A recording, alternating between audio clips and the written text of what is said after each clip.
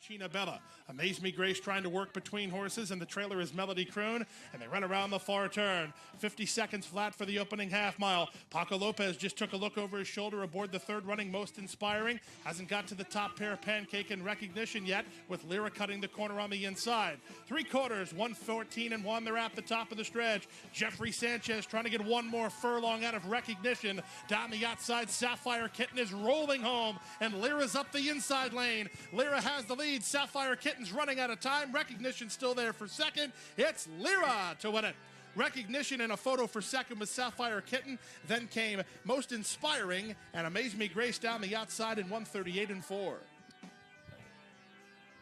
That was on Pete's resume tape. Yeah, that was the call that helped get me the job. Season Stakes to a picture-perfect beginning. From the inside, a Cleto Red is hustled out by Alex Berzer to try to get the early lead. See, I don't like this call. And the lead as they head into that first turn. Right. I don't know if I'm supposed to say that. No. I wasn't happy with this. No, don't then say down that. to the inside races Rock Heeb, situated about 3.5 lengths off the lead. Then it's a trio, including Smack, and from between horses, Incremental. Lashad rides the rail. It's a length to Love Bandit, then comes the Truth or Else, who's 2 in front of Natchez, and Springboard is last of the 11 as they head into the backstretch. They won an opening quarter in 23.4, and down the backstretch they go. On top, a Cleto Red by a half a length, departing is second. 2 back to the outside, and Street Strategy third. Then Rahib, who's racing in fourth. He's a better than 4.5 off the lead. Improving between horses, races Incremental. Smack is on his outside. Then down to the inside, losing ground a little bit, is Lashad in front of Love Bandit. Then comes the Truth or Else. Stretch of 5 lengths back. Second last is Natchez, and the trailer is Springboard. Inside half a mile away, they won an opening half mile in 48.1. A Cleto Red continues to shoulder the load. Departing has every opportunity, racing in second. For the record, the horse in front is racing today, guys. His cue. He's third, trying to gain ground. 7-5 has an upset possibility, 25-1 and in range. 2 better than Smack. Then down to the inside, it's Incremental, and they're at the top of the stretch. A Cleto Red trying to do it all the way. Street Strategy on the outside, departing between horses. Then Raghib inside the final furlong. On the inside, a Cleto Red refusing to yield, but McMahon and Street Strategy surging on the outside. Departing pins his ears between them. It's Departing. It's Street Strategy. It's Street Strategy. Street Strategy surge in the last jump to beat a unwavering Departing in 1:43.3.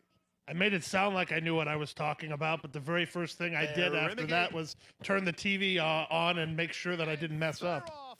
That was close. From the center, that's Gordy Florida. Now, this call I like. First call with the favorite Taves on Ice, moving with him in the early stages. On the outside, and Discreetness is now third. Show Good spun out wide on the course while racing in fourth. 2 better than Luna De Loco. They're followed by Gray Sky and Charming Deputy. Back together again, saves ground toward the inside.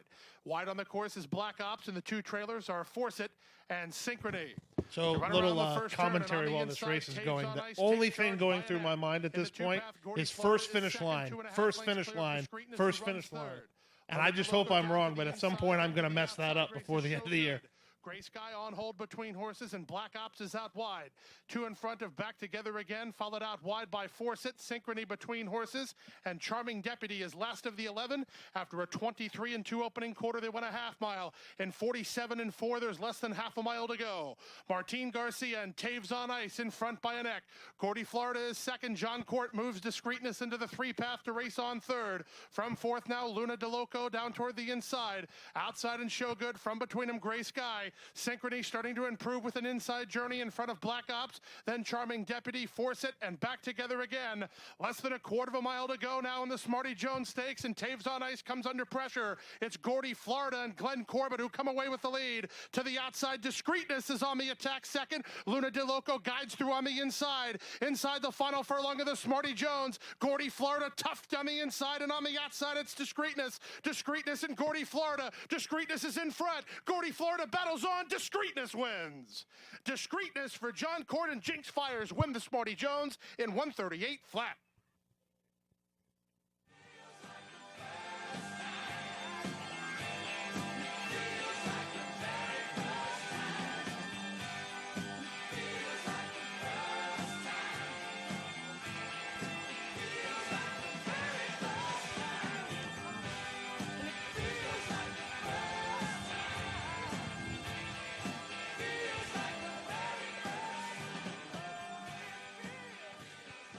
Pete said, who do I have to blame for this? Me. Well, Pete, officially welcome to Donna at Oaklawn. You're my first guest/victim. Very happy to be here. I'm glad your ride could come and get you. Wow, this is going to turn into a half-an-hour roast. I think I would be prepared. I think so. So first off, I just want to say a lot of racetrackers, I'm not excluded from this, are born into the business. You were not. You kind of come from the fan side of the industry. How did that come into play? Because you actually went a totally different route and went to school to get into the business. Tell everybody how that came to be. Yeah, Nancy's exactly right. I was standing on the rail when I was a kid, this would have been a big deal for me to get to do this. And of course, my family would have never got up early enough to allow me to do it. But I didn't have any in the business. I didn't know anybody on the front side. I didn't know anybody on the back side. The only guy I knew was the guy screaming for the 5 because he bet his paycheck on him. I mean, that was really where my experience came from. But it didn't really deter me any, because I knew that this was an industry that I wanted to be part of, and I enjoyed going to the races and I enjoyed everything about it. So when I was 14, I saw an advertisement in the Racing Forum for the racetrack industry program at the University of Arizona. So literally you can get a degree in horse racing. And the job placement rate through the U of A was, and it still is, it's very, very good. So I said, well, I think if I'm going to go to college and I'm going to do something that I enjoy, I might as well major in horse racing. Most of the people laughed at me or thought it was some sort of a joke. But when I applied for college, I only applied to one school. It was horse racing or bust. I don't know what I would have done if I didn't get in. So how did that turn into, okay, I want to work in horse racing. I want to be an announcer.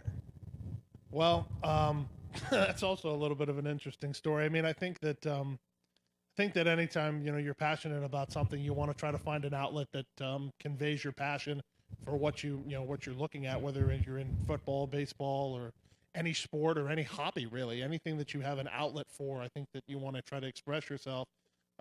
But my story is not quite as glamorous. My father bought me a horse racing computer game, and there was no announcer in it. It was a great game. It was extremely well done. In my opinion, one of the better games ever made, but there was no announcer. And that bothered me significantly. So I would play this game for hours and hours and hours, to the point where the game itself wasn't entertaining anymore. So I said, well, I guess I'll just watch these races and mumble to myself to entertain myself. So, there would be a screen where their names of the horses would be, and I'd just write them down, and it started mumbling, not audible to anybody but me. But I think I got to doing it so often, I got more and more into it, and I get more and more confident. I got louder and louder and louder, until one day my dad's on the second floor of the condo that we lived in. My dad comes in from the outside. He says, "Hey, shut up. I can hear you from outside." You're cheering your own horse home. So you actually had the honor of being mentored by one of the greatest in the industry, Luke Krybos, who is no longer with us. What were some of the words? How did that mentorship even come to be? And what were some of the words of wisdom that he bestowed upon you? Well, I don't know if we have that kind of time. I mean, I could talk about for hours just about how much he's done for my career. And for those of you who don't know, he was the longtime announcer at Hollywood and Turf Paradise, and then at Churchill Downs. So he called the Kentucky Derby on a regular basis. But the introduction was actually fairly easy, because the gentleman who was on the advertisement that I saw in the Racing Forum was Luke Krybos, which is one of the reasons why I thought, that it was possible for me to be a track announcer, because he had gone to that program and he was, having a lot of success in the business. So when I was, when you go to the program, the very first thing they ask you is, what kind of part of the business do you want to be in? And they have two facets. You can go on the backside. My best friend in the world and my roommate in college is actually a trainer in Maryland now. And Bob Baffert graduated from the program, and Todd Pletcher graduated from the program. So they have a pretty, stiff alumni list. But I went on the front side. So I said I wanted to be an announcer. And of course, the general consensus was, oh no, not another one of these guys. So when every December, even now, they have a symposium on horse racing that's kind of an international gathering of the who's in the racing business. Well, as part of going to the program, they allow you to pick a mentor, and they try to set it up, somebody in the racing industry that you can talk to about what you want to do in the business and swap stories with and try to get help from. And that was how I met Luke. And I remember he brought me a saddle towel. I still have this, a saddle towel from the Firecracker Handicap at Churchill. And I was, awestruck. So I thought it was the greatest thing in the world. And that was in December. And he said, well, we'll have to give you an audition. And he told me he was always very direct with me, and I very much appreciated it. He never sugarcoated anything. And he said, listen, I was a freshman in college, and he said, you're young enough now where if you aren't any good, I have a duty to tell you that you're not any good, because you still have time within the confines of the racing program that you can hone your skills to do something else, whether it's working in the racing office or in the marketing office or what have you. So I don't want you to have to waste your time on something that I don't think you're going to be up to snuff on. So about 6 weeks later, I was working a little tiny race meet in Tucson, Arizona, which opens today, by the way. And he actually called me and he said, I think I'm going to get you a shot to call a race.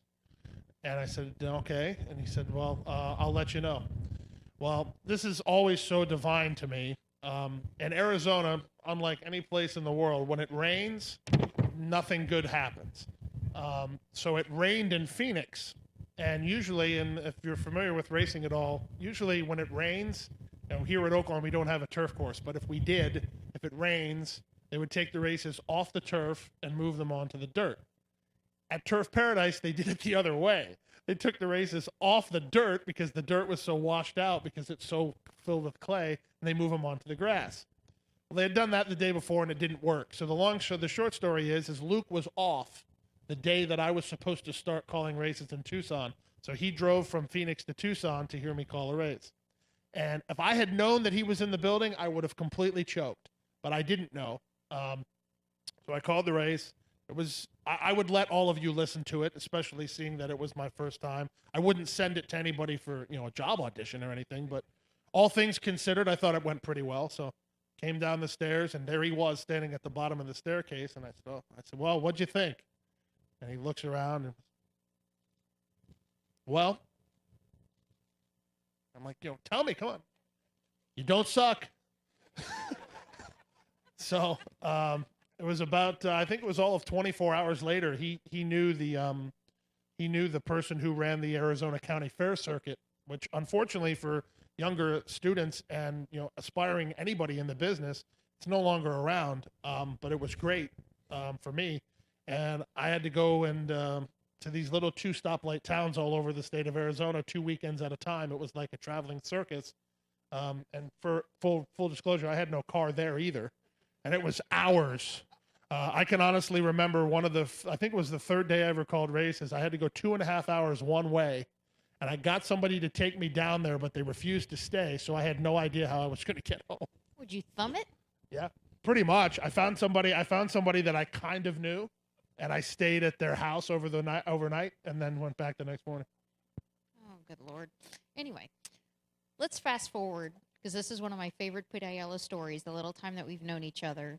Later down the line, you were given a chance to call the last race on the card at Tampa. I can already see the look of anguish on his face. The announcer had to take off the last race of the day. No, he didn't. Oh, you were just given the shot to call. Yeah. Pete didn't tell a soul that he was going to call the last race. Yeah, because, a little backstory on what Nancy's talking about. Luke was always, I had to follow the Luke program. So I had to call races on the fairs and pay my dues. I was going to get my shot when he was ready to get my shot. But at that point I was, networking out and branching around, and I had met Margot Flynn at Tampa Bay Downs. She's the director of operations there. And then I had got to meet Richard Grunder, who is the announcer there and is the announcer to this day. And Richard is one of the most passionate individuals you'll ever meet. He actually does something very similar to this at Tampa. And I just was completely enchanted by him, and I loved it, the enthusiasm that he brought to the game. And I kind of, I kissed a little tail for a couple of years and tried to get an opportunity to call a race. And so, as Nancy said, they told me on Friday that I would be calling the last race on Sunday because they wanted to give me an opportunity to memorize the horses and have everything be prepared. So we were staying in a local hotel, and my father would fall asleep. So I would go in the bathroom, sit in the bathtub, and just memorize these horses over and over and over and over. Which, ironically enough, is like the complete polar opposite of what I do now. But anyway, I didn't tell a soul because this was a big deal. This was the first time that my voice was going to be heard on a national stage. And so I'm sitting in the grandstand. I was calling the 11th race. It was the 9th race was running. I remember what chair it was in the grandstand. And my phone rings. Now, mind you, I haven't spoke to Luke in about 6 months. And here's Luke's on the caller ID. This is interesting. What timing? So I answered the phone, and I said, hey, Luke. I said, how are you? He says, I'm fine. I hear you're calling the last race at Tampa today. And to this day, guys, I he's no longer with us, but that's the one thing I want to know. I want to know who told him, because there was literally, as Nancy said, you could count on one hand who told, or who knew. And he said he was not too thrilled about the idea, and he said, listen, no pressure or anything, but this is your career right here. You mess this up, you're throwing everything away.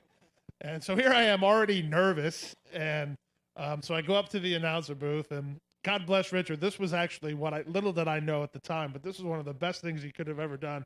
I got up there, and he said, all right, Pete, he says, the show is yours. And he walked out. He was downstairs having a nightcap when the race was running. No words of wisdom, just, I'll see you tomorrow. No, you'll be fine, kid. Thanks, have a good time. So at the time, I was a young, aspiring announcer. I didn't have regular binoculars. Binoculars I had were the binoculars I took to the races for years. And I dropped them down the stairs about 6 or 7 times so you could only see out of one eye.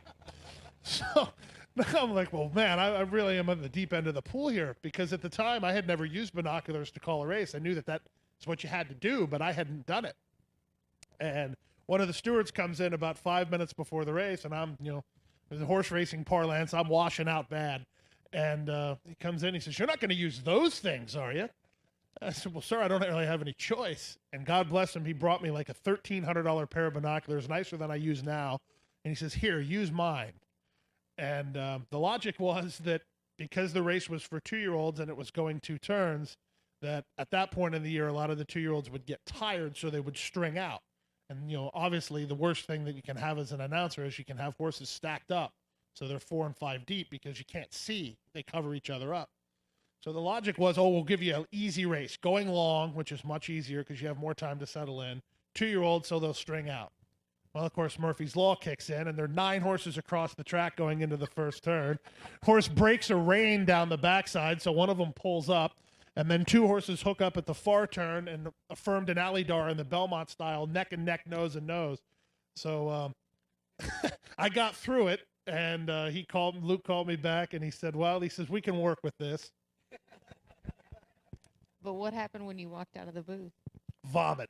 Significant projectile vomiting. As soon as the race crossed the wire, then the winner of the race was Sheet Cat. I said, Sheet Cat prevails by a neck. And I shut the mic off, and I ran down the hallway. And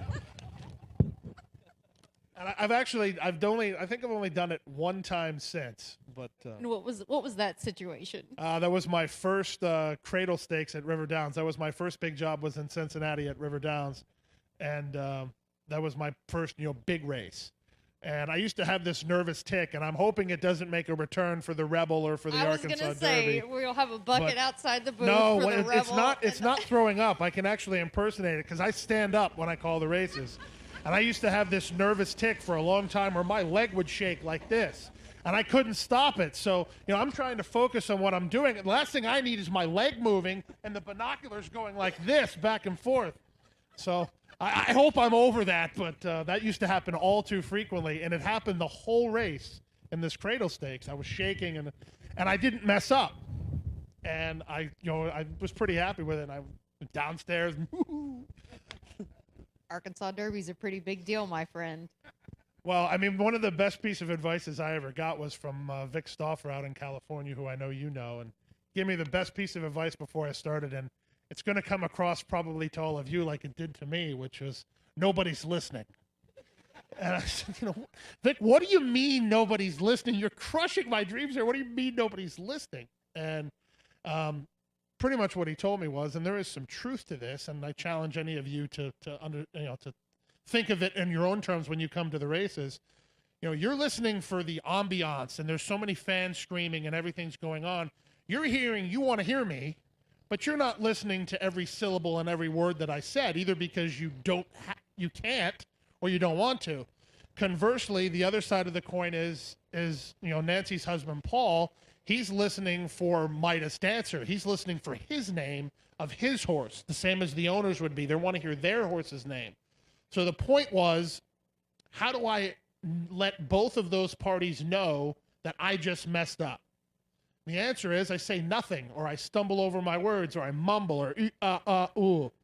And what his point was is, even if you know what you're saying is 1,000% wrong, it's better than going ooh, or having the awkward pause, because if you have that awkward pause, everybody knows you just messed up. Whereas, what I used to do for a long time, and this is the advice that Vic gave me, if there was, 3 or 4 lengths and there was a horse and I had no idea who it was, I'd make one up. And 9 out of 10 times, it was some other horse that had ran, earlier that week. So the only person who would know was the trainer of the wrong horse. And then I used to do this thing in Ohio where we would have visitors to the announcer booth, and they would give me a horse, and I would magically insert the horse in the run down the backstretch, and they would disappear by the time they turned for home. Just to kind of prove the point that you're only listening for what you want to hear. Now, you had mentioned kind of, memorizing horses 24 hours in advance. You no longer do that. Every announcer kind of has their own routine that they go through pre-race. Now, when we had first spoken prior to you even getting here, you had mentioned, I said, do you crayon? Do you marker? How do you do it? And you had something very interesting that you had said. You said, I don't do anything anymore. So how did that walk us through your routine? Well, when I started, Lucas obviously trying to give me helpful hints to memorize. And at the time when I started, it was a completely different set of circumstances because, can I borrow your paper? It's a good prop. And when I was calling I was calling on little tracks. So they were half-mile tracks. So they were half as wide as this. So the backstretch was half as far. So you didn't need binoculars. So I quite literally, a microphone just like this, with my program in this hand, and when I started, if I could knew it was the 5, so I would just,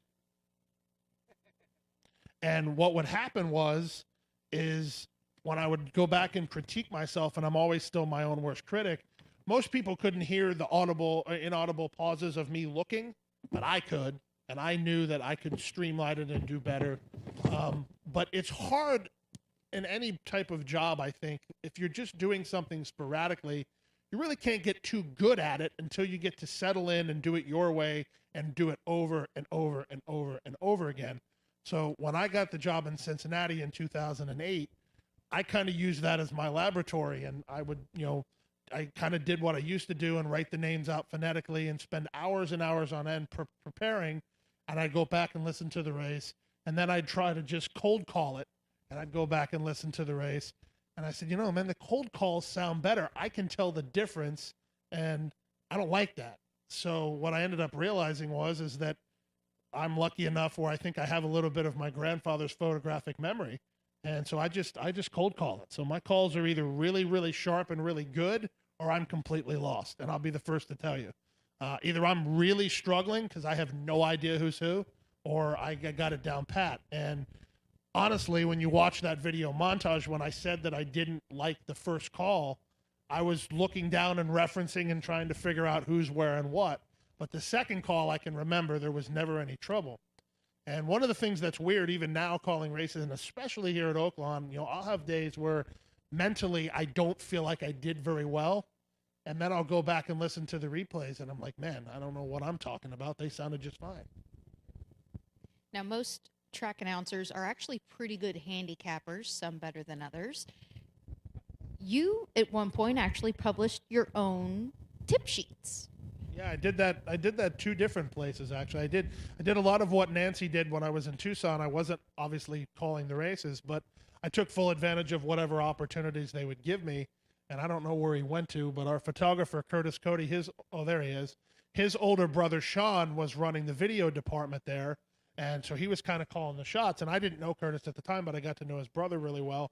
And then they didn't have any sort of paddock analyst, but they had a microphone, so why not have one?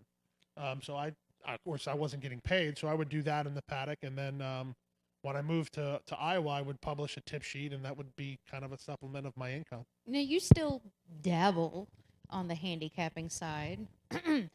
What are some of your favorite handicapping angles?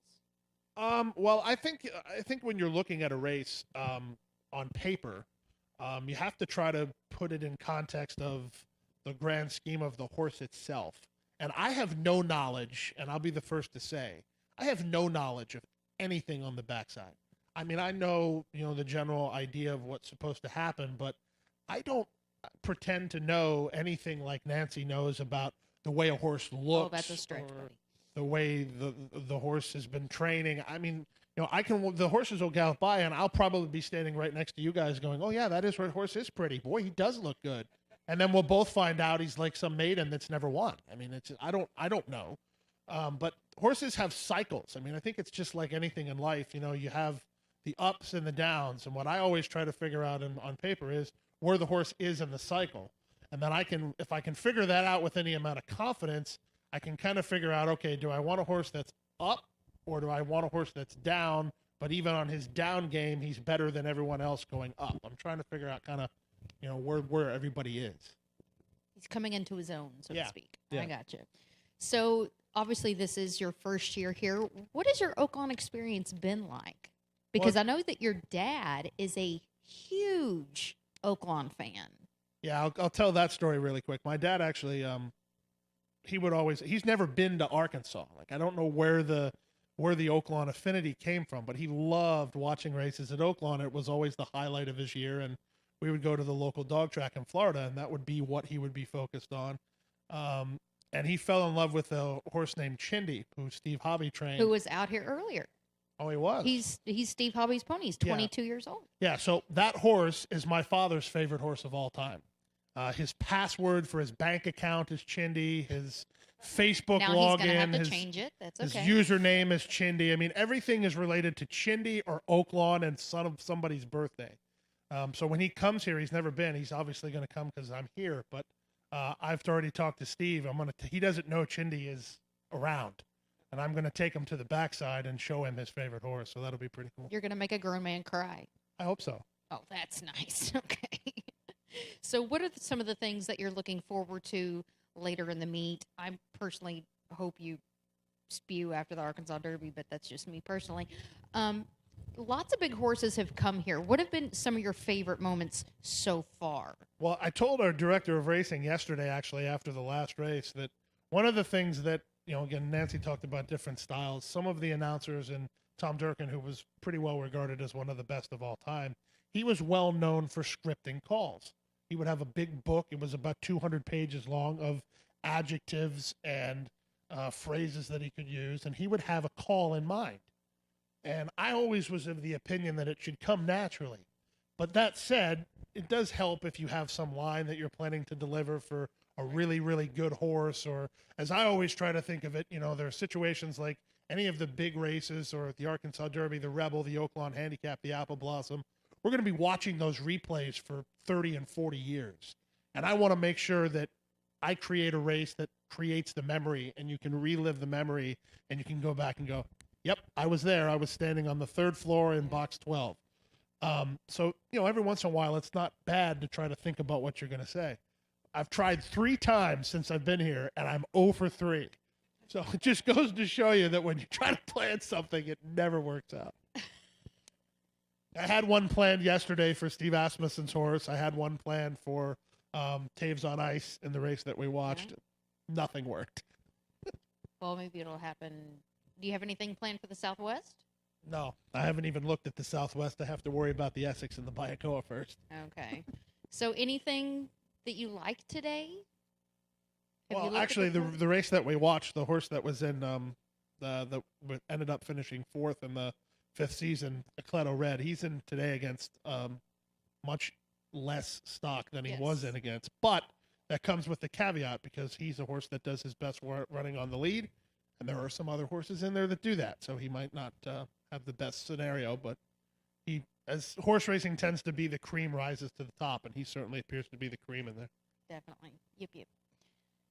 So what are some of the things that you've gotten to experience here in Hot Springs off the racetrack? Because I know that, in that one picture that I put in there that I love so much, he's at the top of Hickory Nut, which overlooks Lake Ouachita, wearing a Razorback hat, drinking a bottle of Mountain Valley water.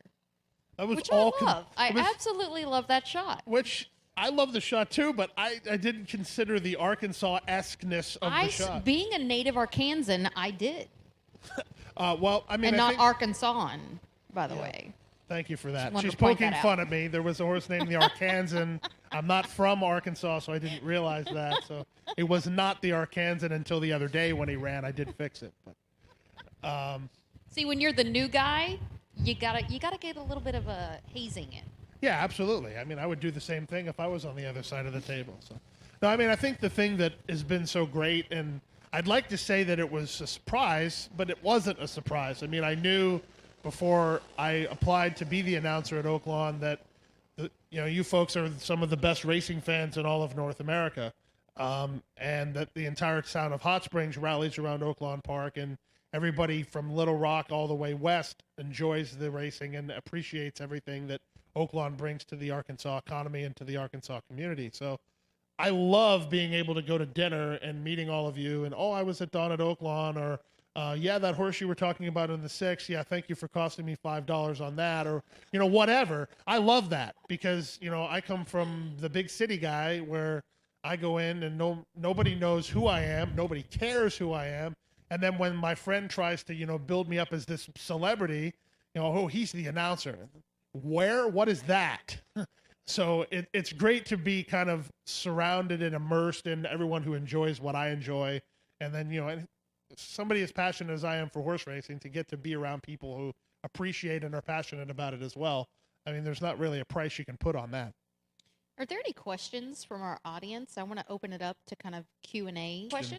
Repeat the question, Pete. How do I keep track of them in the slop? That's a great question. Hopefully, the silks don't get covered with mud. But one of the things that you do is a lot of people, do you memorize the silks? Well, yes, I do. But at the same time, I want to find out anything I can that's unique to that horse, whether it's the jockey or the blinkers or the wraps that he's wearing or the shadow roll color, the fact that he has a big white blaze on his face, he's a gray. Anything that's unique is what I try to memorize him to. I mean, to the point we watched that race where Discreetness won, I didn't have to look down to know that Gordy Florida was ridden by Glenn Corbett, because as soon as he did this with the whip, I knew it was him. Now, does Gulfstream have Trackus? Yes. Okay, so Trackus is a system where there is a chip in the saddle towel, and it also designates on the television screen where that horse is lying in the field. Do you find that some track announcers become reliant upon Trackus? No comment. No, I wouldn't say that you become reliant on it. I would say very much so from my experience. It doesn't help you. Because sometimes I've seen Trackus, sorry to interrupt, because I work at a track later in the year that has Trackus, and sometimes the Trackus gets a little psychotic and can do that was what I was things. just going to say. As soon as you want to use it as a crutch, it's not there for you. Right. And that also goes with the TV. I mean, it actually did happen here once, but as soon as I try to never look at the TV. That's somewhat sacrilegious. So as soon as I try, because I need to get a time, or sometimes you can see the quality of the colors better on the TV than through the binoculars. So if there's a horse buried, I'm looking at the TV maybe for a second to see if I can figure out who it is. Every time you try that, is the shot goes bad, or there was a race in Florida, it was raining so hard you couldn't see. And I had figured out who was who when the race started, and then I just kept trying to memorize, to your point about the slop, I just tried to keep everybody in line, and then if somebody moved, I tried to figure out who it was. And then I did the very worst thing. I was rolling right along, and it would have been something where you could have watched it and go, how does he know? And I looked at the TV to try to double-check myself, and the TV guy was so confused as to where they were, he switched the camera angle right when I looked. And I just kept going, but it completely ruined the momentum, because then I wasn't sure who was where, because then you have to, one of the things is anytime you have to do something where looking at the teletimer, which is great for me. I haven't got to use a teletimer in a long time. Or looking at the TV, or anytime you have to reference something, I look down. You got to kind of keep your binoculars moving. And it's happened to me a couple times here where I go to look down for a couple of names and I put my binoculars back up and there's no horses in the frame. Like, where did they go? And then I have to pull them back down and then pick them back up. So. And can I say that I love the fact that you call out the fractions. I miss when track announcers don't do that. Well, I can really, tell you, really do like that. I can tell you that story. Dave Johnson, who you probably don't know the name Dave Johnson, but as soon as I say this, you're going to know exactly who I mean. And down the stretch they come. He's the one that made that famous, and he was an icon for me. And I got to meet him through the University of Arizona into my sophomore and senior year. And one of the coolest experiences ever was giving him a DVD. By that time, I'd had a DVD that I was peddling around, and I'd give it to anybody who could possibly employ or help me. And I gave it to Dave, and I said, hey, would you mind listening to this? And he actually, not only did he listen, he called me to give me critiques. And he told me, he says, first of all, if you ever need a reference, feel free to list me. And just to give you some perspective from that's like Mick Jagger telling you that if somebody needs a lead singer reference, just tell them Mick Jagger says I'm okay. But one of the things he told me, Nancy, was he's like, the only thing you don't do that would make you completely a complete package is call the fractions. So like I said, when I was the first year in Cincinnati, it was a laboratory, I'm trying to do it, I learned how to call the fractions. Now, at the time, River Downs had a teletimer just like that. So that was how I learned. But for the last 4 years, they don't have one. So I have to get them off the TV. So I'm slowly but surely, sometimes I'm sure you'll notice, and I know you notice, I'll get the quarter but not the half. I'll get the half but not the quarter. And that's not intentional. That's because I'm trying to figure out and get a routine for myself here at Oaklawn. Where do I look to get it? And one of the things I learned the hard way, actually, is that if you look at the TV monitors here at Oaklawn, and for example, sometimes a lot of things are going on. There's 12 horses. Right when they get to the quarter, I can't stop because who I'm calling who's eighth to tell you what they went the quarter in. So sometimes, you get ahead of yourself. So you may wait right before the half. You can get the half. I did it in that race. You get the quarter and then you get the half. Well, I was using the TV. Well, the way the graphics package is set up here at Oaklawn, once you get once the quarter is over and they get to the half, you can't get the quarter. You can here because they stack the times. But that messed me up a couple times. I mean, that's a huge benefit to the horsemen as well. Yeah. I mean, because they don't want to look away from either the monitor or the teletimer, or look away from the race itself. Right. They just want to watch the actual race. Right. And one of the things too, I mean, we all have our different pet peeves and our different styles and things. One of the things that I hate is an announcer who doesn't call the fractional times, but then makes a comment about how fast or how slow the race is that's not commensurate with the times.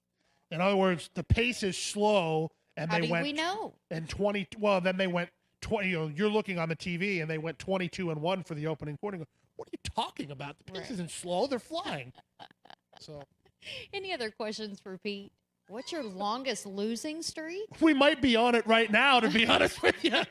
I haven't been able to hit sand if I fell off a camel lately. So, this meet has been actually amazing with the amount of long shots that have just really upset some solid favorites. Don't you think? I mean, there's some trainers that, haven't really, that are normally really, really striking at a hot rate so far, normally at this point in the meet, that just haven't really fired a whole lot.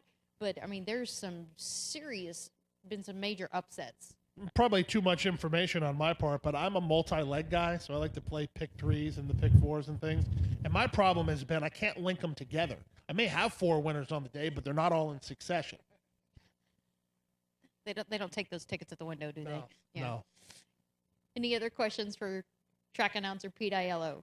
He'll answer anything. Okay, Pete, what do you do in your spare time? Great question. I love fishing, as I'm sure you saw in the picture. So I'm looking forward to getting to Lake Ouachita and the surrounding areas and doing some fishing here in Arkansas. I've been fishing on my days off. I live right on Lake Hamilton, so I've done that every day since I've been here. I've only caught 1 fish. I'm happy to report I've only had 1 bite, though, so at least I'm batting 1,000. He's consistent. Who put you up to that question? There's a lot of. Oh, he probably. Now I got it. He put him up to that. Curtis and I went fishing for snook about a month and a half ago, and Curtis caught 4 of them. The guy I was with caught 4 of them. I got 0. And I had never caught one prior to that, so it was even worse. So no, I have not caught a snook, but thank you for asking. Pete is also an avid badminton player. Well, there's a story to that. I had chronic foot issues, so my high school football career was cut short. But I can tell you that, to your prior point about how's my experience been here in Hot Springs, I've been working 7 days a week, pretty much day and night until I got here.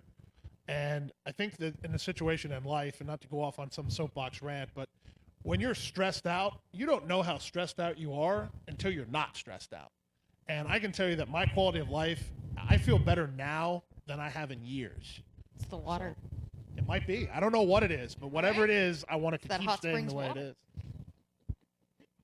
I already answered that question, but I'll answer it again. We're fantastic. I We don't think get that, any better.